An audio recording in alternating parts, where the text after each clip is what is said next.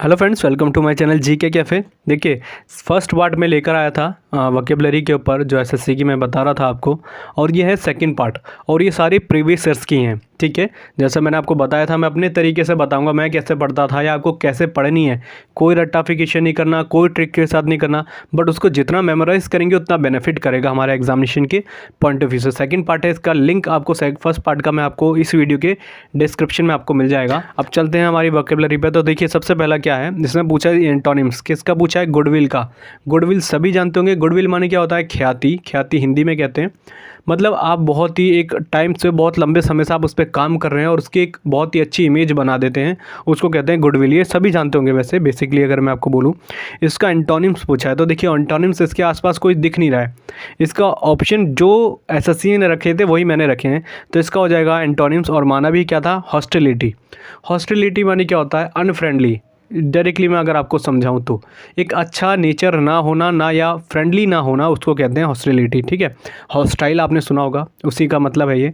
और ख्याति समझिए, गुडविल जो मैंने आपको बताया, बहुत ही ज़्यादा उस पर काम करते रहना और एक आपकी एक रेप्यूटेशन बच जाना वो एक मार्केट में या कहीं भी, कि आपने उसमें इतना काम करने के बाद आपको वो चीज़ मिली है। ये वन वर्ड सब्स्टिट्यूशन में कई बार पूछा गया है, इसलिए मैं बता रहा हूँ आपको। नेक्स्ट हमारा क्या है? Above once head. ये बहुत इंपॉर्टेंट है। अब ये आप सभी नॉर्मली लैंग्वेज में यूज़ करते होंगे। इसका मतलब क्या होता है? सर के ऊपर से निकल जाना। ठीक है, इसका मीनिंग क्या? इसका राइट आंसर हो जाएगा बियॉन्ड वंस अंडरस्टैंडिंग। हमारे समझने से परे हो जाना, हमारे समझ में ना आना। राइट। नेक्स्ट हमारा आ जाता है एंटोनिम्स पूछा है इल्यूज़न। इल्यूज़न माने क्या होता है? मैं कई बार अपने वर्ड में यूज़ करता हूँ। इल्यूज़न माने होता है भ्रमित करना। जैसे मैं आपको बताता हूँ, यूट्यूबर पे ऐसे यूट्यूब चैनल बहुत सारे हैं जो कुछ भी बना दे रहे हैं वीडियो, ये नहीं देख रहे कि उन्हें क्या प्रोवाइड करा रहे हैं बच्चों को, तो उसको क्या मैं कह रहा था, हमेशा इल्यूज़न क्रिएट करते हैं। ठीक है, इसका मतलब होता है भ्रम पैदा करना या किसी को दिशा भ्रमित करना, उनको एक अच्छा डायरेक्शन ना देना। अच्छा, इसका एंटोनिम्स पूछा है तो हो जाएगा रियलिटी। रियलिटी माने क्या होता है? वास्तविकता होना। और इल्यूज़न माने होता है भ्रम, मतलब वो रियलिटी में है ही नहीं वो चीज़। ठीक है, अब इसका पूछा गया है एंटोनिम्स, तो मैंने आपको बता दी रियलिटी। अब जैसे मैं आपको बता देता हूँ, हेल्यूसिनेशन बहुत बार पूछा गया है, ये इसका सिनोनिम्स है। हेल्यूसिनेशन माने भी होता है किसी को झूठ बोलना या भ्रमित करना। ठीक है, अच्छे सपने दिखा के उसको बेवकूफ़ बनाना, उसको कहते हैं हेल्यूसिनेशन। राइट। एक और याद रखेगा, मिराज। अब मिराज सभी जानते होंगे। मिराज माने क्या होता है? जब रेगिस्तान में आप जाते हैं, राजस्थान जैसे इलाके में जहाँ पे बहुत से रेत हैं, उसको रेगिस्तान कहा जाता है। जब आप बहुत ही एक बहुत लंबा ट्रैवल करते हैं और वहाँ पर आपको ऐसा अनुभूति होती है, ऐसा आपको लगता है कि वहाँ पर पानी है, बट एग्जैक्टली में वहाँ पानी नहीं होता उस जगह में। एक छलावा कह सकते हैं उसको। और ये वन वर्ड सब्स्टिट्यूशन में कई बार पूछा गया, तो याद रखेगा मिराज माने क्या होता है? जहाँ पे एक अंदेशा लगे कि पानी है बट वो होता नहीं है। ये मैं आपको बेसिस में बता रहा हूँ, बट इसका मतलब होता है कि इल्यूज़न। राइट। एक और बता दूं, कैमोफ्लेज। ये एसएससी के एमटीएस में पूछा गया है और सीजीएल और सीएचएसएल में भी पूछा गया है। इसका मतलब होता है छलावा। वही मतलब हो गया कि कोई इल्यूज़न क्रिएट करना आपके लिए, छलावा। और देखिए, इसको एक बार वन वर्ड सब्स्टिट्यूशन में पूछा गया, बैंक के एग्जामिनेशन का बता रहा हूँ मैं आपको। बैंक में था या किसी में ही पूछा गया था, पूरा डिपेंड था ये उसके ऊपर। क्या था कैमोफ्लेज? मतलब कि उसमें लिखा हुआ था कि जैसे हमारे सोल्जर्स होते हैं, जब किसी पहाड़ी इलाकों में या जंगलों में जाते हैं, जैसे नक्सलियों को मारने के लिए या ऑपरेशन के टाइम पे, तो पत्तियां लगा देते हैं या अपने पूरे शरीर बॉडी को उस जगह के हिसाब से ढाल लेते हैं, उसको भी कहा जाता है कैमोफ्लेज। ये पूछा गया इसलिए मैं आपको बता रहा हूँ। राइट। अब नेक्स्ट चलते हैं, 40 विंग्स। 40 विंग्स बहुत इंपॉर्टेंट है और बहुत रिपीटेड है, कई बार आपने देखा होगा, इस बार के सीजीएल में भी आया था ये। 40 विंग्स माना होता है नींद में झपकी। जैसे आप दिन में नींद लेते हैं, जब एकदम झपकी लेना, कहते नहीं छोटी सी झपकी ले लो, उसको कहते हैं 40 विंग्स। राइट। नेक्स्ट हमारा रेनिंग कैट्स एंड डॉग। इसका मतलब क्या होता है? बहुत सिंपल है, सभी जानते होंगे और छोटी क्लासेस में भी आपने पढ़ा होगा, बहुत तेज़ बारिश होना। राइट।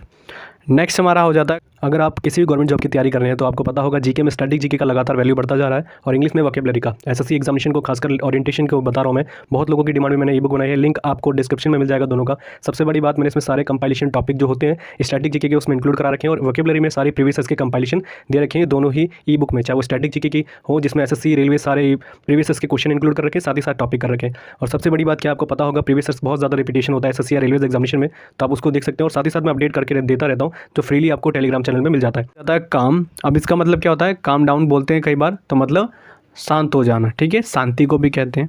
इसका सिनोनिम्स पूछा, तो सिनोनिम्स क्या हो जाएगा? पीसफुल। राइट। और देखिए एक और बहुत इंपॉर्टेंट है ट्रैंक्विलिटी, ये बहुत इंपॉर्टेंट है, कई बार रिपीट होता है, इसको याद रखिएगा। इसका मतलब भी होता है शांति। हर बार एग्जामिनेशन में मैं हमेशा आपको पहले पार्ट में मैंने आपको बताया था, ज़रूरी नहीं, कई लोग क्या बोलते हैं, देखिए इस बार तो बहुत अच्छी वोकेबलरी पूछी गई है, कई ऐसे टीचर होते हैं जो आपको बेवकूफ़ बनाते हैं। मैं आपको सिंपल ही बोलता हूँ, उनको नॉलेज नहीं होती। अभी मैं कई बार एक एनालिसिस देख रहा था, कई लोगों ने बोला था आप सीएचएसएल के ऊपर या सीजीएल के ऊपर एनालिसिस लेकर आइए अपनी वीडियो में, पर मेरे पास टाइम नहीं था। बट मैंने एक दो वीडियो देखी तो वो क्या बता रहे हैं कि इस बार वोकेबलरी बहुत इजी पूछी गई थी, बट उनको ये नहीं पता कि उसके ऑप्शन में क्या दे रखा था।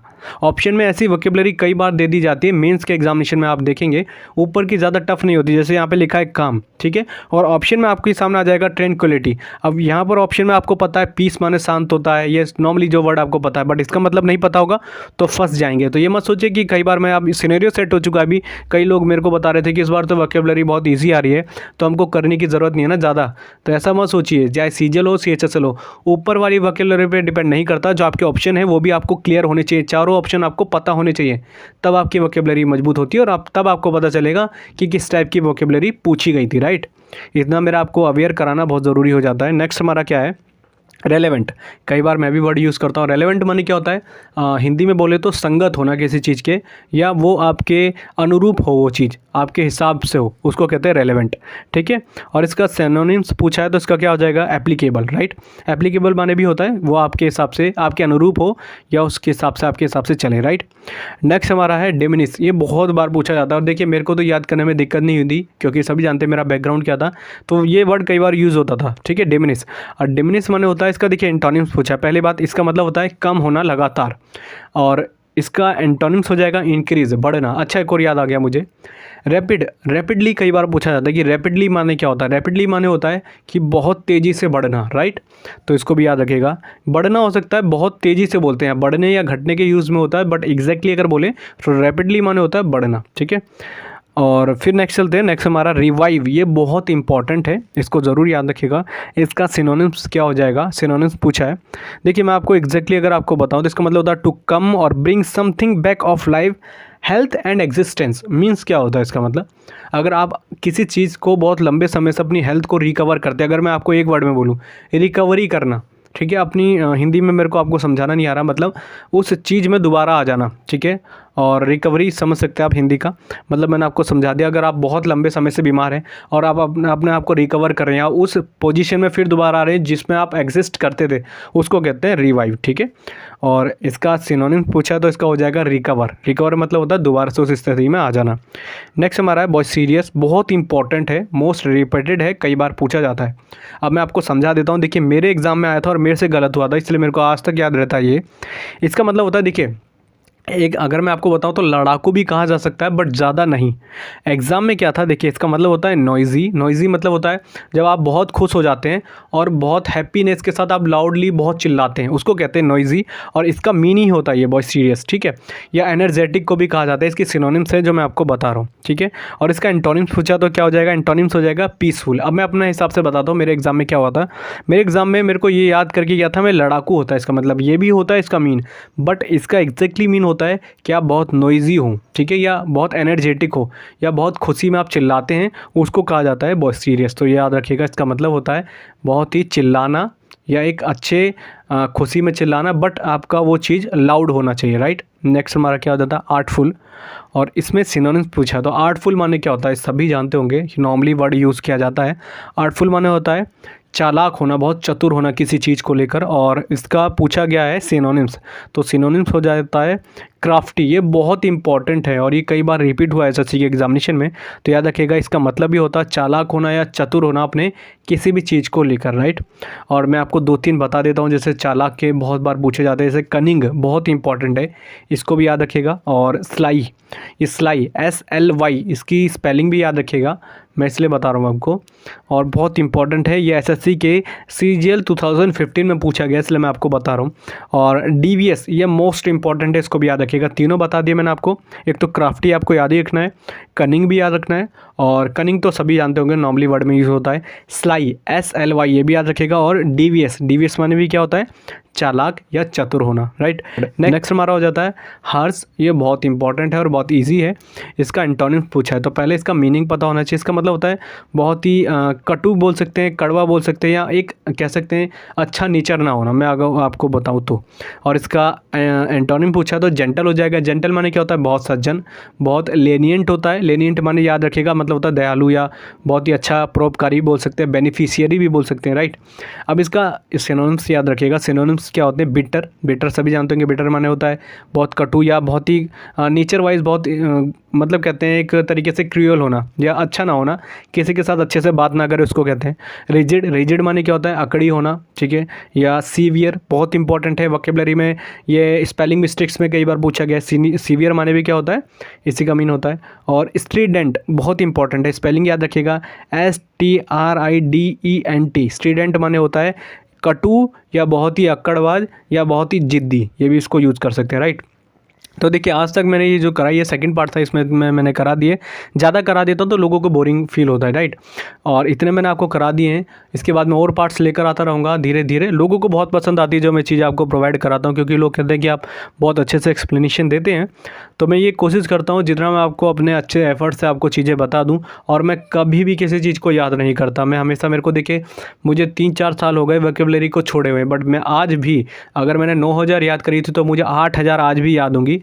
एक बार रिवाइज भी करके चले जाऊंगा। देखिए कई एग्जामिनेशन में मेरे जैसे स्टेट पीसीएस एग्जामिनेशन में कई बार इंग्लिश पूछ ली जाती है, तो मैं कभी भी इंग्लिश में वोकैबुलरी देखता भी नहीं हूँ, मैं बस ग्रामेटिकली मजबूत करता हूँ उसको, क्योंकि मुझे अपनी वोकैब पे इतनी कॉन्फिडेंस है कि मैंने इतना एफर्ट दिया उसमें। मैंने अपनी स्ट्रेटेजी बता रखी, आप मेरे चैनल पे देख सकते हैं या दूसरा चैनल मेरा जीके कैफ़े 2.0, उसमें मेरी स्ट्रेटेजी देख सकते हैं कि मैंने कैसे वोकैबुलरी करी थी, और आपको वैसे ही करनी है। देखिए वोकैबुलरी का आज आपका तोड़ नहीं है, आगे भी आपको बहुत हेल्प करेगी। या आप कहीं कन्वर्सेशन करते हैं तो आपका एक बहुत ही आपको एडवांटेज देती है। किसी बड़े एग्जामिनेशन पे आप जाते हैं, स्टेट लेवल पे जाते हैं या यूपीएससी पे जाते हैं, तो ये चीज़ आपको बेनिफिट करती है। तो यही था, ये वीडियो का सेकंड पार्ट था, थर्ड पार्ट लेकर आऊँगा। देखिए एक रिक्वेस्ट ज़रूर रहती है, इतना एफर्ट लगाता हो तो आप इसको शेयर भी ज़रूर कीजिए, लाइक तो करती हैं, शेयर भी ज़रूर कीजिए। तो ये मेरे को एक थोड़ा सा करता है मेरे को कि प्रोत्साहित करता है कि मैं आगे अच्छे वीडियोज़ आपको लेकर आता रहूँ, ठीक है। तो आज की वीडियो के लिए इतना ही, थैंक यू।